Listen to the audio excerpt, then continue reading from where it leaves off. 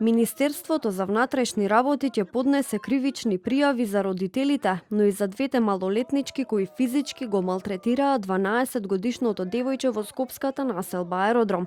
Оттаму информираа дека при разговорот со девојчето жртва бил идентификуван и еден од малолетниците кои снимал со мобилен телефон, додека другите деца пак се уште во фаза на идентификација. Велат и дека за случајот известен бил и јавен обвинител за малолетници и меѓуопштинскиот центар за социјална работа.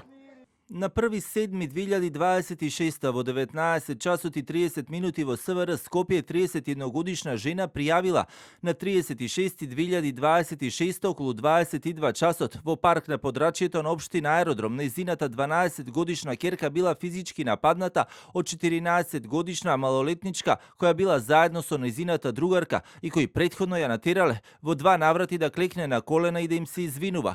Потоа, откако тргнала да си оди, била физички нападната од друга малолетничка, а целиот чин бил сниман со мобилен телефон од повеќе малолетници кои биле присутни, а едниот од нив го познавала. Истиот ден во полициска станица бил извршен службен разговор со две малолетнички во присуство на нивните родители. Насилството што се случи во Аеродром е уште еден инцидент во низата на меѓуврснички насилства кои во Македонија ги има се почесто. Професорката Елизабета Секирарска вели дека и семејството на прво место, а потоа и училиштето, треба да го изградат карактерот на едно дете. Според неа, потребно е училиштата да изградат безбеден и сигурен простор, каде што децата жртви ќе се чувствуваат слободни да пријавуваат насилство. Семејството е првата станица. Она што детето го стекне како навика, како поглед на свет, како начин на однесување, како став кон училиштето конечно, кон своите учители и професори, е она што му го моделира погледот на свет, му го креира хоризонтите, му го создава начинот на кој ќе се однесува. И како дете, и како млад човек, и подоцна како возрастен.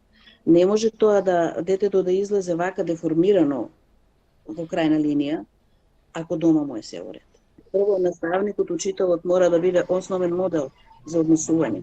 Инцидентот во Аеродром предизвика бурни реакции на социјалните мрежи. Граѓаните бараат построги казни за малолетниците кои ќе се однесуваат насилно, враќање на реонските полицајци во училиштата и во населбите и поголема транспарентност од институциите во однос на казните за родителите на децата насилници. Според статистиките, во првата половина од 2026 година во Македонија биле регистрирани 93 инциденти на меѓуврсничко насилство во 64 училишта низ државата. Последните податоци на УНИЦЕФ пак покажуваат дека 23% од младите на возраст од 13 до 15 години во Македонија изјавиле дека биле жртва на врсничко насилство барем еднаш во последните неколку месеци, а 1/3 од младите опфатени со анкетата за безбедност на интернет изјавиле дека доживеале и онлайн малтретирање.